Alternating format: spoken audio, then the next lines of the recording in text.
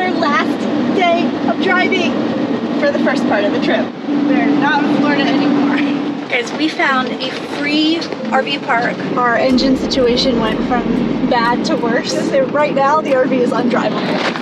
Look who it is! Paco! Hey, how are you doing? I've never been this nervous to cross a border before. All this anxiety looming. In our last episode, we were halfway into our 5,700-mile cross-country road trip from the Florida Keys to Alaska when things started to go wrong. The Sprinter chassis went into like limp mode. We were in a Perkins parking lot in Iowa trying to fix our fuel filter, hoping we could stay on track and still make it to South Dakota for the night.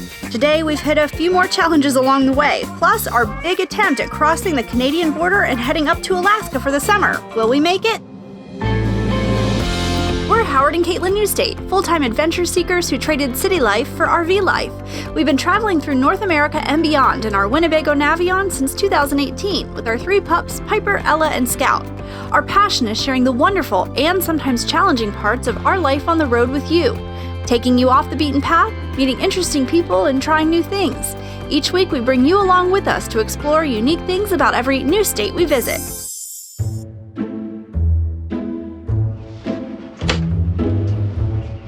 Good morning. It was a terrible, very bad, no good night because of this dog. Caitlin, tell him what happened. She was like screaming all night. She has, I think I said yesterday, she had some sort of tummy trouble. She has tummy troubles, and I don't really know what's wrong, but she would just scream like all night and then bark and like want to play. So I probably took her out about 7 times. Howard took her out about 3 times. She had an upset tummy like, what, maybe 3 of those times. And the other time she just like walked around and sniffed and like sort of squatted. So we don't know what's going on with her. She clearly doesn't feel good, but she was also just very bad. And now she wants to play all morning. And today is our longest travel day, of course, to get all the way to Buffalo, Wyoming. And I'm gonna drive so he can sleep. This is on top of our very bad, no good day yesterday. We're all very stressed out right now. Yep. Guys, I have to tell you a funny story. So we've been staying at a couple of Cracker Barrels recently while we've been traveling across the country. And you know, they always have like the most kitschy, funny things in their shop. And they kept saying this one thing and I was like joking about it, okay? I was like, oh my God, this is so funny. Well, when Howard brought me breakfast this morning, he's like, I got you that thing that you really wanted. It's a mermaid dog that sits on the edge of a counter and her tail like swings. So I'm now the proud owner of a mermaid dog sitter, a ceramic mermaid dog sitter. Thank you, my love. Listen, days like this is the time for gifts.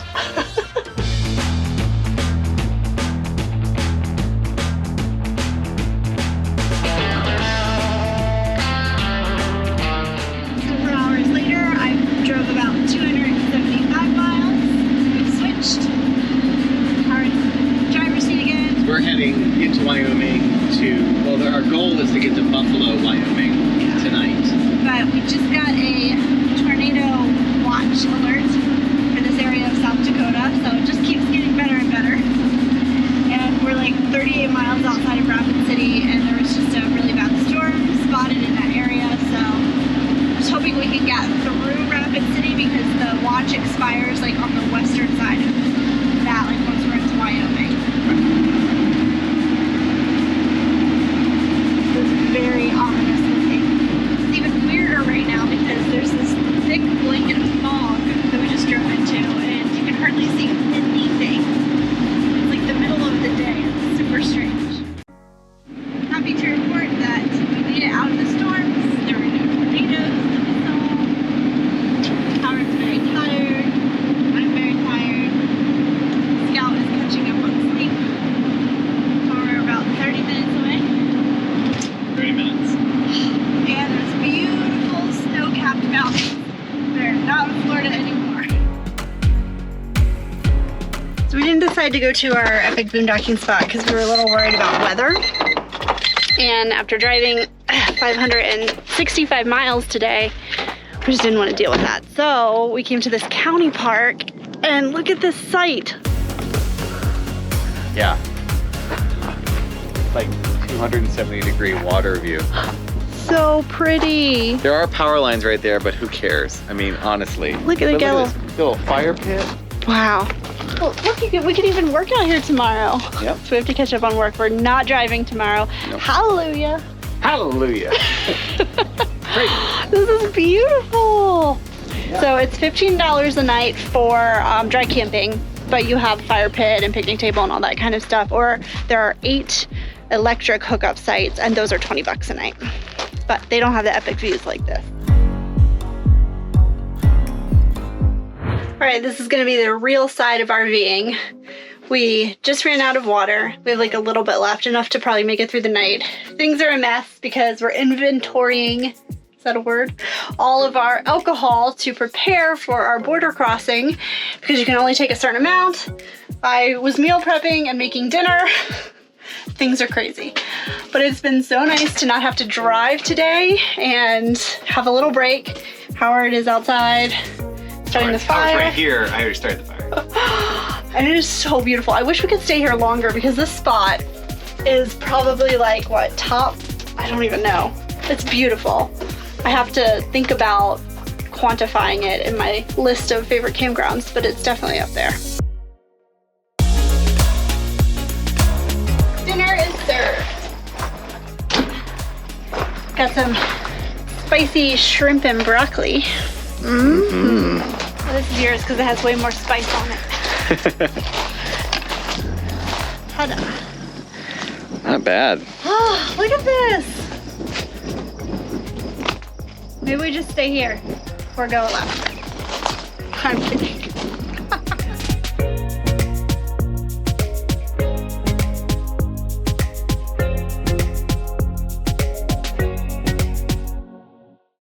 Good morning. Whew, it was kind of a rough night.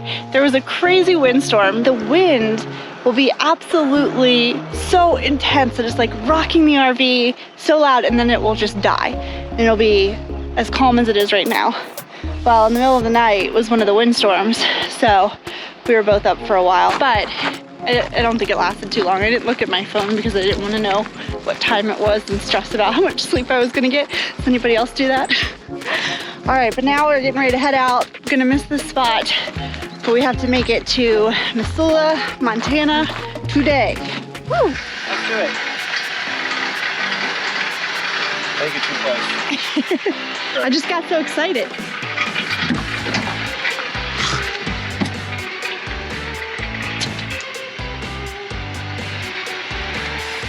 Okay, all hooked up, let's go. I forgot. I'm driving.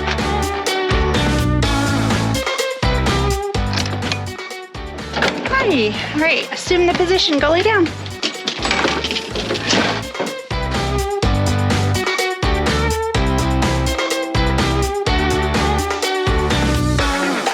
Guys, we found a free RV park with electricity, campfire rings, picnic tables. So we're at the 50,000 Silver Dollar Saloon, and they have free RV parking, and it's not just like a parking lot, like it's a legit campground back there. 30 and 50 amp electric. Yeah. We're gonna see if they have fresh water. Because we're still out of water. Yeah, I think they do though. Yeah, somewhere spigot. And some of the best Google reviews I've ever seen from like a roadside stop like this. People rave about how friendly the staff is, how delicious the food is. There's a casino, a motel, a restaurant, and oh, a gift shop with all kinds of like Montana stuff. And 50,000 silver dollars. Right. That's kind of the name. Hence the name.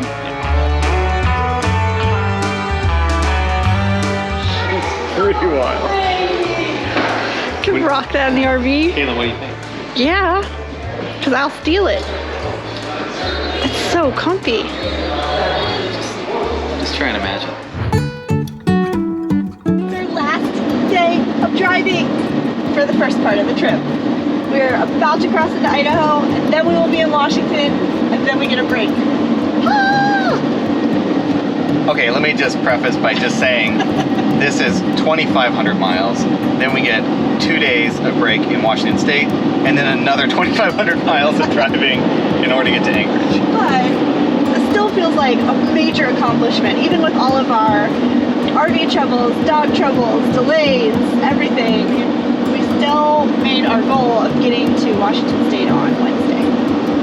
Well, we're not quite there yet, but the plan is that. It is foggy AF right now. This is crazy. And look, even Scout agrees. She's like, I have never seen anything like this before. Scout, can you get down? Yeah. Get down, honey. Steep AF. Wow.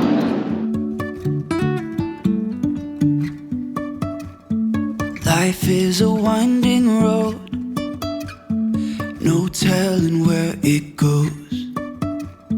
Driving through days and nights, won't stop for traffic lights. And I really wanna know, really wanna know.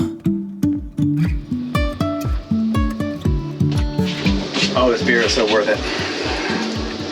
All 2,500 miles. You're not gonna believe this, but we're almost to the Canadian border. We are just outside of Bellingham, Washington. Cheers. The house is a mess. The dogs are grumpy. Probably like, this is real life for you after driving all this way. All right, time to rest. Yes. Do we look clean and well rested? Because we are. Wow. I slept so well last night. Like, it was amazing. And then we got to shower today. Now we have all the pups loaded up and we're getting ready to go to a local vet to get their Interstate Health certificate. They need a specific form for Alaska. Canada does not require one, but Alaska does. So we'll have much more on that, but that is where we're heading right now. Scout already has hers. We got hers in Florida at her checkup last week. So Piper and Ella are up. All right, one done. Ella had a bit of trouble. We tried to get them to clip her nails and they said that she was just thrashing about too much, so she got 3 nails done. But they said as far as her health certificate goes, she's all normal. Then she had some anal gland problems. If you're a dog owner, you know. Piper's in there next. We should get all our paperwork. We'll be good. Scout. Scout. Oh, this is your first time not going into the vet. You're okay. Like 18-ish hours until we attempt to cross the border. Fingers crossed. I know, I keep telling Howard, like, I have all this anxiety looming over me. Like, I won't feel good until they approve us and we're through. So we'll see. Which means we have to go get a COVID test because they require a negative COVID test at the border regardless of if you're vaccinated or not. So we're heading to a Walgreens to go do that. We haven't even like told you about what happened the past 24 hours after we got all the dog certificates. Our engine situation went from bad to worse. It's okay. It's all gonna be fine. It's all gonna be fine. We'll tell you later. We'll tell you later. I'm just gonna say right now the RV is undrivable. That's correct. The RV is undrivable. Stay tuned. Look who it is! Paco! Hi! How are you? What's up, guys? Frankie, come here. How you doing? Oh, good to see you. Are you guys ready? Are you ready for such an adventure? I know, I can't wait. Man. Paco, are you ready? I know. Hi. Oh, I know. So excited. Yeah. Y'all know how excited we get when we get packages on the road, and we have some extra happy mail today. This is a chalkboard map from Good Vibe Goods, and the company was founded by Chris and Brittany, who are fellow travelers. They lived in an RV for 2 years, traveling around the country, and they were looking for a fun, unique way to not only document their travels, but also do route planning and maximize tiny living. We can't always hang pictures on the wall, so let's check it out. This So this is one of 3 maps that they actually carry. This is the United States edition. We also have the World edition, and then they have a Europe only map as well. And you can order everything that you need to decorate your map right through their website or on their app. We downloaded the Chalkboard Maps app in advance, and you can upload any pictures that you want into their app and pick the different sizes and kind of play with the collages and figure out what you want your pictures to be. And here they are in this cute little box. Oh, we've got all of our photo magnets here. I can't wait to play with these. And inside the tubes, you'll get liquid chalk markers to be able to draw and create all of your fun designs. You do a really good job of giving you instructions on how to unroll this, and they recommend setting a book on top of it to kind of flatten it out since it is rolled. That is the cool thing about it, is that you can re-roll it back up if you need to. Ooh. Oh wow, this material is so cool. Wow. Oh, it's beautiful. Oh, I can't wait to start drawing on this. I'm so excited. This is such a cool product. Drawing on the map is so easy and fun, and if you mess up or just want to change something, you can wipe it away with a damp paper towel and start over. And there isn't actually any chalk, so there's no dust or mess to worry about, and you can add fun magnets or pictures and really make it your own work of art. I've been playing and creating on the map now for about an hour, and I'm having so much fun. This is such a cool way to document your travels or your travel aspirations, and I can't wait to keep filling this map out, and we're gonna try to hang it right here on our wall under our Newstate plaque so we can show all the new states we've been to. We've scored a 20% discount on your own Chalkboard map for a limited time. Just use the link in the description or code Nomads at checkout. Back to those engine troubles. While Howard couldn't swap out the fuel filter back at the Perkins parking lot, he was successful in replacing it here in Washington State. However, it took the expert work of master mechanic Vitali from Sprinter Motors in Lindon, Washington to fix the fuel line Howard accidentally snapped during the fuel filter repair. Whoops. Thanks, Vitali, for making a house call and fixing us up. Okay. How are you feeling?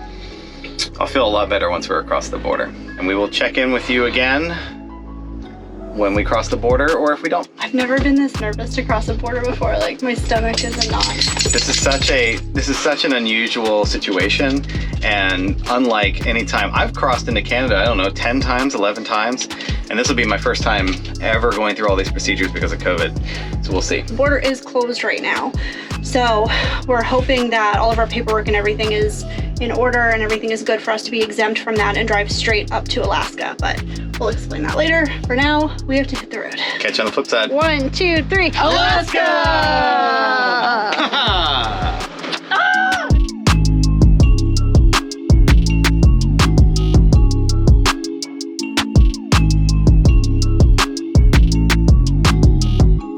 Hello from A parking lot.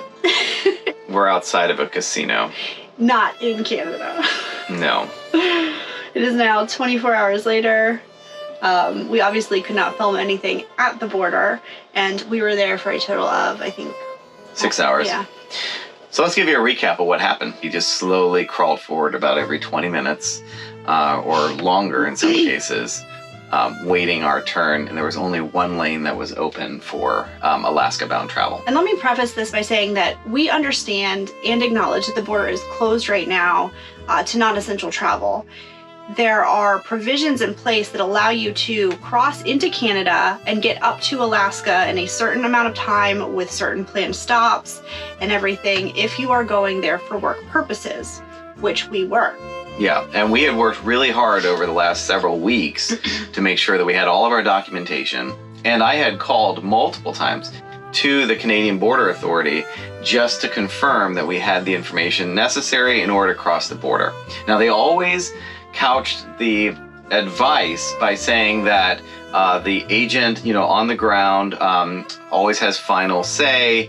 And it was just such an emotional roller coaster too, because we thought we were going to get approved and then there were more questions. But at the end of the day, it's their country. We understand that, we respect that, and they can deny whomever they want from entering their country. We knew that there was a 50-50 chance that we could be here having this conversation with you guys and telling you guys this kind of story. And like, are we bummed? Absolutely. Yeah. Are we sad? Sure. Are we emotionally hungover? Definitely. Is this the end of the world? Absolutely not. Like, No. we're not complaining. We're not, like, it's a detour. It's a speed bump. We'll figure it out. We can try again. That's something that I think we're going to take the next couple of days to like figure out what we want to do. Our employers have indicated that they would be willing to provide extra documentation to prove this work that we have, but we don't know if that's worth it at this point. And I understand, they've been dealing with this for over a year now, and there have been people who have provided fake documents, who said they were transiting through Canada to get to Alaska and then would go off and go to Banff. Or, so there are people who have ruined it for those of us who are literally trying by the book to do the right thing and have no intention of breaking the rules and want to be respectful of the country. But this is what is happening. Unfortunately, because they don't really provide us with clear-cut direction, like at the border, I'm just not sure if it's worth it to try and go back again, because we could still be turned around again. So we were given a letter to return to the U.S., and we did a nice little U-turn and came back after 6 hours. Yeah, I also want to point out that they did stress to us that we are not in trouble, that this is not a mark against us on our record, nothing like that. So you didn't do anything wrong. No. It's like, okay, well, thank Yeah.